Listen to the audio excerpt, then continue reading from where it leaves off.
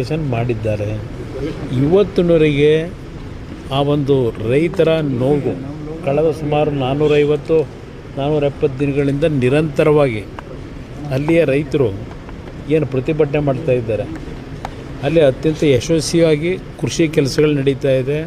ತೆಂಗಿನ ತೋಟ, ಅಡಿಕೆ ತೋಟಗಳು, ರೇಷ್ಮೆ ಬೆಳೆ ಬೆಳೆಯತಕ್ಕಂಥದ್ದು, ಎಲ್ಲ ರೀತಿಯ ಒಂದು ಹೈನುಗಾರಿಕೆಯಲ್ಲಿ ಈಗ ತಿಂಗಳಿಗೆ 6 ಲಕ್ಷ ಲೀಟ್ರೇನೋ ಹಾಲನ್ನು ಹಾಕ್ತಾಯಿದ್ದೀವಿ ಅಂತಾರೆ. ಅಂಥ ಸ್ಥಳದಲ್ಲಿ ಇವತ್ತು ಅವ್ರನ್ನೆಲ್ಲ ಒಕ್ಕಲೆಬ್ಬಿಸ್ತಕ್ಕಂಥ ಕೆಲಸ ಮಾಡ್ತಾ ಇರತಕ್ಕಂಥ ಪ್ರತಿಭಟನೆ ಏನಿದೆ, ಸರ್ಕಾರ ಹಲವಾರು ರೀತಿಯಲ್ಲಿ ಅಲ್ಲಿ ಪ್ರತಿಭಟನೆ ಮಾಡ್ತಾ ಇರತಕ್ಕಂಥವ್ರು ಮತ್ತು ಬೆಂಬಲ ಕೊಡಲಿಕ್ಕೆ ಹೋದವರಿಗೆ ಪೊಲೀಸ್ ಇಲಾಖೆ ವತಿಯಿಂದ FIRಗಳನ್ನು ಹಾಕಿ ತೊಂದರೆ ಕೊಡ್ತಾ ಇರ್ತಕ್ಕಂಥದ್ದು. ನಾನು ಈಗಿನ ಗೃಹ ಸಚಿವರು ಹೊಸದಾಗಿ ಬಂದಿದ್ದಾರೆ, ಈಗ ಅವರ ಹೇಳಿಕೆನೂ ನಾನು ಗಮನಿಸಿದ್ದೇನೆ ದೆಹಲಿಯಲ್ಲಿದ್ದಾಗಲೇ. ಅವರು ಯಾವುದೂ FIRಗಳನ್ನೇ ಹಾಕಿಲ್ಲ ಅಂತೇಳಿದ್ರೆ ಇವತ್ತು FIR ಹಾಕಿ ತೆಗೆಸ್ತೀವಿ ಅಂತ ಹೇಳ್ತಾರೆ.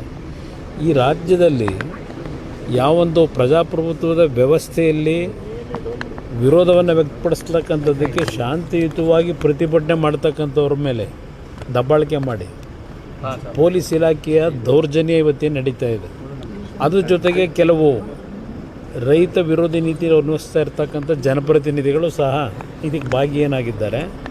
ಬಹುಶಃ ಯಾವುದೇ ಆದಿಸೂಚಿಯನ್ನು ಹೊರಡಿಸಿದ್ರು ಅಲ್ಲಿ ರೈತರು ಅದಕ್ಕೆ ಒಪ್ಪಿಗೆ ಕೊಟ್ಟಿಲ್ಲ. ರೈತರಿಂದ ಯಾವುದೇ ರೀತಿಯ ಒಂದು ಮೀಟಿಂಗ್ಗಳು ಮಾಡದೆ ಸುಮಾರು 3,500 ರೈತರು ಕುಟುಂಬಗಳೇನಿದ್ದಾವೆ ಎಲ್ಲರಲ್ಲಿ 80% ವಿರೋಧ ಇದೆ. ಅಂಥ ಪರಿಸ್ಥಿತಿನಲ್ಲಿ ಇವತ್ತು ಸರ್ಕಾರ ಒಂದು ರೀತಿ ದಬ್ಬಾಳಿಕೆ ಮುಖಾಂತರ ನಾವು ಮಾಡಿದ್ದೇ ತೀರ್ಮಾನ ಅಂತಕ್ಕಂಥ ರೀತಿಯಲ್ಲಿ ಹೊರಟಿದ್ದಾರೆ. ಇವತ್ತು ಹಲವಾರು ಪ್ರದೇಶದಲ್ಲಿ ಡ್ರೈ ಲ್ಯಾಂಡ್ ಇರ್ತಕ್ಕಂಥ ಏರಿಯಾಗಳಿದೆ. ಅದನ್ನು ಇವತ್ತು ಐಡೆಂಟಿಫೈ ಮಾಡಿ ಏನು ಬೇಕಾದರೂ ಅಭಿವೃದ್ಧಿಗೆ ಇವತ್ತಿನ ಸಮಸ್ಯೆಗಳ ಪರಿಹಾರಕ್ಕೆ ಜಾಗವನ್ನು ಹುಡುಕಲಿ. ಇಲ್ಲಿ ಯಾರು ರೈತರು ನಿಜವಾಗಿ ಇವತ್ತು ನಿಜವಾದ ಕೃಷಿಯನ್ನು ಮಾಡ್ತಾ ಇದ್ದಾರೆ, ಇವತ್ತು ಅಂಥ ರೈತರನ್ನ ಒಕ್ಕಲೆಬ್ಸೋದ್ರಿಂದ ಇವತ್ತು ರಾಜ್ಯದಲ್ಲಿ, ರಾಷ್ಟ್ರದಲ್ಲಿ ರೈತರಿಗೆ ಇವತ್ತು ಬೆಂಬಲ ಕೊಡಬೇಕು ಅಂತಕ್ಕಂಥದ್ದು ಒಂದು ಕಡೆ ಹೇಳ್ತೀವಿ. ಇವತ್ತು ಆಹಾರ ಉತ್ಪಾದನೆ ಇರ್ಬೋದು ಮತ್ತು ಬೇರೆ ಬೇರೆ ದೇಶಗಳಿಗೆ ರಫ್ತು ಮಾಡ್ತಕ್ಕಂಥ ರೀತಿಯ ಒಂದು ತೋಟಗಾರಿಕೆ ಒಂದು ಕೃಷಿ ಕೆಲಸವನ್ನು ನಿರ್ವಹಣೆಯನ್ನು ಮಾಡ್ತಾ ಇದ್ದಾರೆ. ಆ ಭಾಗದಲ್ಲಿ ಜನ ಇವತ್ತು ಈ ಕೃಷಿಯಿಂದ ಉತ್ತಮವಂತ ಬದುಕನ್ನು ಇವತ್ತು ಅವ್ರು ಕಾಣ್ತಾ ಇದ್ದಾರೆ. ಅಂಥ ಭಾಗದಲ್ಲಿ ಇವತ್ತು ನಾನು ಮಾಡಲೇಬೇಕು ಅಂತ ಹೇಳಿ ಏನು ಹೊರಟಿದ್ದಾರೆ. ಅವತ್ತು ನಾನೇನು 2006ನೇ ಇಸ್ವಿನಲ್ಲಿ 5 ಟೌನ್ಶಿಪ್ಗಳನ್ನು ಮಾಡಬೇಕು ಅಂತಕ್ಕಂಥದ್ದು ನಿರ್ಧಾರ ಮಾಡಿದ್ದು ನಾನೇ. ಯಾತಕ್ಕೆ ಮಾಡಿದೆ? ಬೆಂಗಳೂರು ನಗರದಲ್ಲಿ ಯಾವೊಂದು ಜನಸಂದಣಿ ಒತ್ತಡ, ಬೆಂಗಳೂರು ಒಂದು ಸ್ಯಾಚುರೇಟೆಡ್ ಪಾಯಿಂಟ್ಗೆ ನಾವು ಡೆವಲಪ್ಮೆಂಟಲ್ಲಿ ನಾವು ರೀಚ್ ಆಗಿದ್ದೇವೆ. ಅದರಿಂದ ಬೆಂಗಳೂರಿನ 30 ಕಿಲೋಮೀಟ್ರ್ ವ್ಯಾಪ್ತಿಯ ಹೊರಗೆ 5 ಟೌನ್ಶಿಪ್ಗಳನ್ನು ಮಾಡಬೇಕು ಅಂತಕ್ಕಂಥದ್ದು ಮಾಡಲಿಕ್ಕೆ ಹೊರಟಾಗ ಇದೇ ಕಾಂಗ್ರೆಸ್ಸು ವಿರೋಧ ಮಾಡಿದ್ರು. ಸತ್ಯಶೋಧನಾ ಸಮಿತಿ ಅಂತ ಮಾಡಿ ಅವತ್ತು ವಿರೋಧ ವ್ಯಕ್ತಪಡಿಸಿದಂಥದ್ದೇನಿದೆ ಅದರ ಹಿನ್ನೆಲೆ ಮತ್ತು ಅಲ್ಲಿಯ ಜನತೆಯ ಭಾವನೆಗಳಿಗೆ ಸ್ಪಂದಿಸಿ ಆ ಒಂದು ಯೋಜನೆ ಮಾಡ್ತಕ್ಕಂಥದ್ದನ್ನು ಸ್ಥಗಿತಗೊಳಿಸಿದ್ವು. ಈಗಿನ ಸರ್ಕಾರದಲ್ಲಿ ಏನು ಬೆಂಗಳೂರು ದಕ್ಷಿಣ ಅಂತಕ್ಕಂಥ ಒಂದು ವ್ಯಾಪ್ತಿಯನ್ನು ಇವತ್ತೇನು ವಿಸ್ತರಣೆ ಮಾಡಿ ಈ ರೀತಿಯ ಜನವಿರೋಧಿ ನೀತಿಯನ್ನು ಮಾಡಲಿಕ್ಕೆ ಹೊರಟಿದ್ದಾರೆ. ಬಹುಶಃ ಅಲ್ಲಿಯ ರೈತರು ಅವ್ರಿಗಿರ್ತಕ್ಕಂಥದ್ದು ಈಗ ಕಾನೂನು ಹೋರಾಟ ಮಾಡಬೇಕು. ಪಾಪ ಪ್ರಿಯಾಂಕಾ ಖರ್ಗೆ ಅವ್ರು ಹೇಳಿದ್ದಾರೆ ಕಾನೂನಲ್ಲಿ ಹೋರಾಟ ಮಾಡಲಿ ಅಂತ ಹೇಳಿ. ನಿಮಗೆ ರೈತರ ಬಗ್ಗೆ ಎಷ್ಟು ಗೌರವ ಇಟ್ಕೊಂಡಿದ್ದೀರಿ ಅಂತಕ್ಕಂಥದ್ದು ಇಲ್ಲೇ ಗೊತ್ತಾಗ್ತದೆ. ಇವತ್ತು ಅಲ್ಲಿ ನೋಡಿದ್ರೆ ದೊಡ್ಡಬಳ್ಳಾಪುರ ಭಾಗದಲ್ಲಿ ಅಲ್ಲೂ ರೈತರ ಮೇಲೆ ದಬ್ಬಾಳಿಕೆ ನಡೀತಾ ಇದೆ. ಅಲ್ಲಿ ಇವಾಗ ಅದರ ಜೊತೆಗೆ ಅಶೋಕ್ ಅವರು ಮೊನ್ನೆ ಹೇಳಿರ್ತಕ್ಕಂಥದ್ದು ಗಮನಿಸಿದೆ. ಇಲ್ಲಿ 10,000 ಕೋಟಿ ವ್ಯವಹಾರ ನಡೀತದೋ ಇನ್ನೊಂದು ಬೆಳೀತದೋ ಅದೆಲ್ಲ ಬೇರೆ ಇರಲಿ. ಅಲ್ಲಿ ಇರ್ತಕ್ಕಂಥದ್ದು ಏನು ಸರ್ಕಾರದಲ್ಲೇ ತೀರ್ಮಾನ ಆಗಿರ್ತಕ್ಕಂಥದ್ದು 5% ಎಬೋವ್ ಬಂದರೆ ಯಾವುದೇ ಟೆಂಡರ್ಗಳನ್ನು ಅಕ್ಸೆಪ್ಟ್ ಮಾಡಬಾರ್ದು. ಇಲ್ಲಿ ಯಾವೊಂದು ಘನತ್ಯಾಜ್ಯ ವಿಲೇವಾರಿಗೆ ಏನು ನಡೀತಾ ಇದೆಯಲ್ಲ 30 ವರ್ಷಕ್ಕೋ 38 ವರ್ಷಕ್ಕೋ ಇದೆ. ನಾನು ಇನ್ನೂ ಅದರ ಬಗ್ಗೆ ಚರ್ಚೆ ಮಾಡಲಿಕ್ಕೆ ಹೋಗಿಲ್ಲ. 30 ವರ್ಷಕ್ಕೆ 38,000 ಕೋಟಿ ಇವತ್ತು ವೆಚ್ಚದಲ್ಲಿ ಒಂದು ಕಂಪ್ನಿ ಕೊಡಲಿಕ್ಕೆ ಹೊರಟಿದ್ದಾರೆ, ರಾಮ್ಕಿ ಕಂಪ್ನಿಗೆ. ಆ 38 ವರ್ಷದ ಜೊತೆಗೆ ಮತ್ತಿನ್ನೂ 35 ವರ್ಷ ಆಮೇಲೆ ಮತ್ತೆ ಮುಂದುವರಿಸ್ಬೋದು ಅಂತ ಹೇಳಿ. ಮುಂದಿನ ದಿನಗಳಿಗೆ ಏನಾಗ್ತದೆ, ಯಾವ್ಯಾವ ಟೆಕ್ನಾಲಜಿ ಬಂದಿರ್ತದೆ ಇದೆಲ್ಲ ನಮಗೇನು ಗೊತ್ತಿದೆ. ಹಲವಾರು ರೀತಿಯ ಟೆಕ್ನಾಲಜಿಗಳು ಇವತ್ತು ಬರ್ತಾಯಿದೆ. ಇವತ್ತು 38 ವರ್ಷಕ್ಕೆ ಕೊಡ್ತಕ್ಕಂಥ ಅವಶ್ಯಕತೆ ಏನಿದೆ? ಕೊಡ್ತಾ ಇರತಕ್ಕಂಥದ್ದು ಯಾವ ಆಧಾರದ ಮೇಲೆ ಕೊಡ್ತಾರೆ? ಫೈನಾನ್ಸ್ ಇಲಾಖೆಯಿಂದ ವಿರೋಧ ಇದೆ. ಆರ್ಥಿಕ ಇಲಾಖೆ ಅಧಿಕಾರಿಗಳು ವಿರೋಧ ವ್ಯಕ್ತಪಡಿಸಿದ್ದಾರೆ. ಅದು 19%, 18% ಎಬೋವ್ಗೆ. ಇವತ್ತು ಅದೇನೋ 21 ಪ್ಯಾಕೇಜೋ 22 ಪ್ಯಾಕೇಜೋ ಅದೆಲ್ಲ ಇದೆ. ಆಮೇಲೆ ಒಂದು ಸಲ ಮಾತಾಡೋಣ ಕೂತ್ಕೊಂಡು ನಿಧಾನಕ್ಕೆ.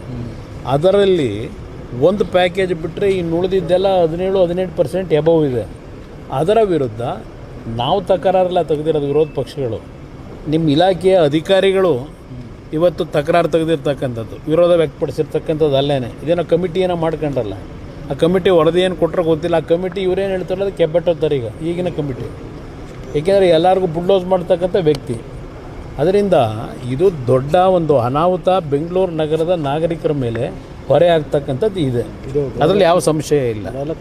ಅದು ನೋಡೋಣ, ಗೃಹಲಕ್ಷ್ಮಿದು ಈಗ ಅದೇನೋ ಒಂದು ಮೃತರಾಗಿದ್ದಾರೆ, ಅವರಿಗೆಲ್ಲ ಅವ್ರ ಅಕೌಂಟಲ್ಲಿ ದುಡ್ಡು ಹೋಗ್ತಿದೆ. ಇದೆಲ್ಲ ಹೊಸದಾಗಿ ಏನು ಶುರು ಮಾಡ್ಕೊಂಡವರು ಸುಮಾರು 2 ಲಕ್ಷ 4 ಲಕ್ಷ ಇವತ್ತು ಕಡಿತಗೊಳಿಸಬೇಕು ಅಂತ ಹೇಳಿ ಅದು ಏನೇನು ಮಾಡ್ತಾರೆ ನೋಡೋಣಂತೆ. ಸರ್, ಈಗ ಬಿಡದಿ ಕೌಂಟರ್ ಮಾಡೇ ಮಾಡ್ತೀನಿ ಅಂತ ಹೇಳ್ತಿದ್ರು CM ಯಾವ ರೈತರು ಬರೋಕೆ ಹೇಳಿ ಜೊತೆಲಿ ಹೋಗೋಣ. ಅಲ್ಲ, ಒಂದು ನಿಮಿಷ ಮುಖ್ಯಮಂತ್ರಿಗಳಿಗೆ ಆಹ್ವಾನ ಕೊಡೋಣಂತೆ, ಹೋಗೋಣಂತಲ್ಲಿ ಜನಗಳ ಹಳ್ಳಿಗಳಿಗೆ ಹೋಗೋಣ. 8 ಹಳ್ಳಿ ಇವ್ರು ಮಾಡಿದಾರಲ್ಲ, ಹೋಗೋಣಂತೆ ಹಳ್ಳಿಗಳಿಗೆ. ಹಳ್ಳೀಲಿ ಜನ ಎಷ್ಟು ಜನ ಅದಕ್ಕೆ ಒಪ್ಪಿಗೆ ಕೊಟ್ಟಿದ್ದಾರೆ?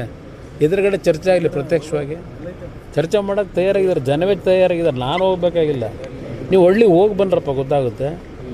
ಇವತ್ತು ಯಾವ ಶಾಸಕರ ಹೆಸರು ಹೇಳ್ತೀರಿ, ಅಲ್ಲಿ ಜನ ಓಡಿಸಾಡಿದ್ದು ಗೊತ್ತಿಲ್ವ? ಅಲ್ಲಿ ಹೋದಾಗ ಅಲ್ಲಿಂದ ಅವ್ರಿಗೆ ಓಡಿಸ್ಕೊಂಡು ಹೋದಂಥದ್ದು ಪ್ರಕರಣ ನಡೀತಲ್ಲ, ಶಾಸಕರನ್ನ ಕದ್ದು ಹೋದ್ರಲ್ಲ, ಅವರಿಗೆ ಎಲ್ಲ ನಡೆದಿರತಕ್ಕಂಥ ಒಂದು ಘಟನೆಗಳಲ್ಲಿ. ಅದರಿಂದ ಇಲ್ಲಿ ಪ್ರಶ್ನೆ ಸರ್ಕಾರ ನಿಜಕ್ಕೂ ಆ ಕಾರ್ಯಕ್ರಮ ಅನುಷ್ಠಾನಕ್ಕೆ ತರಬೇಕು ಅಂತ. ಈಗ ಚನ್ನರಾಯಪಟ್ಟಣ ಇಲ್ಲಿ ನಮ್ಮ ದೇವನಹಳ್ಳಿ ಹೋಬಳಿನಲ್ಲಿ ಒಂದು 2-3 ವರ್ಷ ನಡೆಸಿದ್ರು. ಈಗ ಅದನ್ನು ಕ್ಯಾನ್ಸಲ್ ಮಾಡ್ಕೊಂಡ್ರು. ಈಗ ಅದರಿಂದ ಯಾವುದೇ ಒಂದು ಯೋಜನೆ ನೀವು ತರೋದಾದರೆ ರೈತರುಗಳನ್ನು ಕನ್ವಿನ್ಸ್ ಮಾಡಬೇಕು. ನೀವು ರೈತರ ಮೇಲೆ ದಬ್ಬಾಳಿಕೆ ಮಾಡಿ ಅದನ್ನು ನಾವು ಮಾಡ್ತೀವಿ ಅಂತಕ್ಕಂಥದ್ದು ಇದೆಯಲ್ಲ, ಅದು ಎಲ್ಲ ಒಂದು ಕಡೆ ನೆಗೆಟಿವ್ ಹೊಡಿತದೆ ಅಂತಕ್ಕಂಥದ್ದು ಕಾಯ್ದು ನೋಡಿ.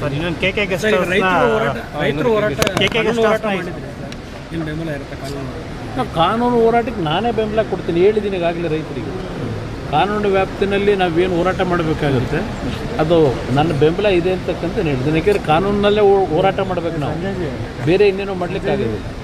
ಸರ್, ಪಾರಂಪರಿಕ ಕಟ್ಟಡ ಕುಮಾರಕೃಪಾ ಗೆಸ್ಟ್ ಹೌಸು, ಈಗ ಅದನ್ನು ಮನೆ ಮಾಡ್ಕೊಳ್ಳೋದಕ್ಕೆ ಈಗಿನ ಮುಖ್ಯಮಂತ್ರಿ ಈಗ ಅದನ್ನು ಮನೆ ಮಾಡ್ಕೊಳ್ಳೋದಿರಲಿ. ನನಗೆ ಡೌಟು, ಏನಾದರೂ ಈಗೇನೋ ಹೇಳ್ತಾವ್ರಲ್ಲ, ಮುಂದಿನ 8 ವರ್ಷ ನಾನೇ ಇರ್ತೀನಿ, ಮುಂದಿನ 5 ವರ್ಷ ಅಂತ ಹೇಳಿ. ಆ ಮುಂದಿನ 5 ವರ್ಷವೂ ಇವ್ರು ಏನಾದರೂ ಮುಂದುವರೆದ್ಬಿಟ್ರು ವಿಧಾನಸೌಧ ಏನು ಮಾಡ್ತಾರೆ ಅಂತ ನನಗೆ ಗಾಬರಿ ಆಗಿದೆ. ಸರ್, ಇನ್ನೊಂದು ಸರ್, ಪರಮೇಶ್ವರ್ ಅದು ತಪ್ಪದು. ಅದು ಹಿಂದೆ ಯಾವೊಂದು ಮಹಾರಾಜರ ಕಾಲದಲ್ಲಿ ಅವತ್ತು ಕಟ್ಟಿದಂಥದ್ದೇನಿದೆ, ಆ ಒಂದು ಪಾರಂಪರಿಕ ಕಟ್ಟಡ ಅದು. ಅಲ್ಲಿ ಇವ್ರು ಹೋಗಿ ಇವತ್ತು ಅದೆಲ್ಲ ಹೊಡೆಯತಕ್ಕಂಥ ಕೆಲಸ ಏನು ಮಾಡಿದ್ದಾರೆ. ಪಕ್ಕದಲ್ಲಿ ಹೊಸ ಗೆಸ್ಟ್ ಹೌಸ್ ಇವರೇ ಕಟ್ಟಿದ್ವಲ್ಲ, ಸರ್ಕಾರದಲ್ಲೇ ಕಟ್ಟಿದ್ರಲ್ಲ. ಆ ಗೆಸ್ಟ್ ಹೌಸ್ನಲ್ಲಿ ಏನೇನು ನಡೀತಾ ಇತ್ತು ಹಿಂದೆ, ಒಂದು ಟಿ ವಿಗಳಲ್ಲೇ ನಾನು ಗಮನಿಸಿದೆ. ಆ ಗೆಸ್ಟ್ ಹೌಸ್ ಕಟ್ಟಿ 100 ಕೋಟಿ ಖರ್ಚು ಮಾಡಿ ಅಲ್ಲಿ ನಡೀತಾ ಇದ್ದಂಥ ದಾಂಧೆ ನಡೀತಿತ್ತಲ್ಲ, ಹಲವಾರು ರೀತಿ ಒಂದು ಕೆಟ್ಟ ಒಂದು ದಂಧೆಗಳು, ಅದು ಎಲ್ಲ ಹೊರಗಡೆ ನೀವೇ ಪ್ರಚಾರ ಮಾಡಿದ್ರಿ ಹಿಂದಿನ ಸರ್ಕಾರದಲ್ಲಿ. ಅದರಿಂದ ಇವತ್ತು ಅಂಥ ಒಂದು ಕಟ್ಟಡಗಳಲ್ಲಿ ಬೇಕಾದಷ್ಟಿದ್ದಾವೆ. ಇಲ್ಲೇ ಇದನ್ನೇ ಒಂದು ಪಾರಂಪರಿಕ ಕಟ್ಟಡವನ್ನು ಹೊಡೆಯತಕ್ಕಂಥ ಕೆಲಸದ ಅವಶ್ಯಕತೆ ಇರಲಿ. ಈಗ ನೀತಿ ಆಯೋಗ ಸಭೆಯಲ್ಲಿ ಮುಖ್ಯಮಂತ್ರಿಗಳು ಭಾಗವಹಿಸಿದ್ದಾರೆ ಸರ್. ಹಿಂದಿನ ಮುಖ್ಯಮಂತ್ರಿಗಳು ಗೈರಾಗ್ತಾ ಇದ್ದಾರೆ. ಈಗಿನ ಮುಖ್ಯಮಂತ್ರಿ ಏನು ಸಲಹೆ ಕೊಡ್ತೀವಿ ಸರ್ ರಾಜ್ಯ ಸರ್ಕಾರ ಮತ್ತು ಕೇಂದ್ರ ಸರ್ಕಾರದ ಜೊತೆ? ಅವರ ರಾಜ್ಯದ ನೀತಿ ಆಯೋಗದಲ್ಲಿ ನಡೆಯತಕ್ಕಂಥದ್ದು ಎಲ್ಲ ರಾಜ್ಯಗಳಲ್ಲಿ ಯಾವೊಂದು GDP ಗ್ರೋತ್ ಇರ್ಬೋದು, ಅವರು ಯಾವುದಕ್ಕೆ ಪ್ರಾಮುಖ್ಯತೆ ಕೊಟ್ಟು ಕೆಲಸಗಳು ನಡೀತಾ ಇದೆ ಅದರ ಮಾಹಿತಿಗಳನ್ನು ನೀಡುತ್ತಾರೆ ನೀತಿ ಆಯೋಗದ ಸಭೆಯಲ್ಲಿ. ಅದರಿಂದ ಇಲ್ಲಿ ನಮ್ಮ ಈಗಿನ ಮುಖ್ಯಮಂತ್ರಿಗಳು ಬಂದು ಭಾಗವಹಿಸಿದ್ದಾರೆ. ಬಹುಶಃ ಮೊದಲನೇ ಬಾರಿ ರಾಷ್ಟ್ರದ ಎಲ್ಲ ರಾಜ್ಯದ ಮುಖ್ಯಮಂತ್ರಿಗಳು ಭಾಗವಹಿಸಿರ್ತಕ್ಕಂಥದ್ದು ಇದೇ ಮೊದಲನೇ ಬಾರಿ. ಅಲ್ಲಿ ಅವರು ನಮ್ಮ ರಾಜ್ಯದ ಗೃಹಲಕ್ಷ್ಮಿ ಯೋಜನೆ, ಅದು ಗೃಹಲಕ್ಷ್ಮಿ ಮೇಲೆ 5 ಯೋಜನೆಗಳಿಂದ ಜನ ಸಂಪದ್ಭರಿತವಾಗಿ ಬದುಕ್ತಾ ಇದ್ದಾರೆ, ತುಂಬ ಚೆನ್ನಾಗಿ ಮಾಡಿದ್ದೇವೆ ಅದನ್ನು ಕೆಲವರು ಹೇಳಿದ್ದಾರೆ ಅಷ್ಟೇ. ಬೇರೆ ಇನ್ನೇನು ಅದು ಏನಿಲ್ಲ. ಪರಮೇಶ್ವರ್ 3 ಬಾರಿ ನನಗೆ ಮುಖ್ಯಮಂತ್ರಿ ಸ್ಥಾನ ಕೈ ತಪ್ಪಿತು ಅಂತ, ನೀವಿದ್ದಾಗಲೂ ಕೂಡ ಕೈ ತಪ್ಪು ಅಂತ ಹೇಳಿದ್ದಾರೆ ಸರ್. ಕೈ ತಪ್ಪಿದ್ದಕ್ಕೆ ಯಾರು ಕಾರಣ? ಕಾಂಗ್ರೆಸ್ ಪಕ್ಷ ಕಾರಣ. ಕಾಂಗ್ರೆಸ್ನವ್ರ ಜೊತೆ ಚರ್ಚೆ ಮಾಡ್ಕೋಬೇಕು ಅವರು ಹೇಗೆ ನೀವಿದ್ದಾಗಲೂ ಕೂಡ ಕೈ ತಪ್ಪಿತು ಸರ್. ನಾನಿದ್ದಾಗ ಏನು ಕೈ ತಪ್ಪಿಲ್ಲ. ನಾನು ಬ್ಯಾಡ್ರಪ್ಪ ನೀವು ಯಾರಾದರೂ ಆಗಿ ಅಂದರು ನನಗೆ ತಲೆ ಕಟ್ಬಿಟ್ಟು ಆಮೇಲೆ ಮನೆಗೆ ಕಳಿಸ್ಬಿಟ್ಟು ಪಕ್ಷ ಮುಗ್ಸಕ್ಕೆ ಹೊರಟು. ಹೆಚ್ಚಿನ ವಿಡಿಯೋಗಳಿಗೆ ಪ್ರತಿಧ್ವನಿ ಯೂಟ್ಯೂಬ್ ಚಾನೆಲ್ ಸಬ್ಸ್ಕ್ರೈಬ್ ಮಾಡಿ, ಬೆಲ್ ಐಕಾನ್ ಕ್ಲಿಕ್ ಮಾಡಿ.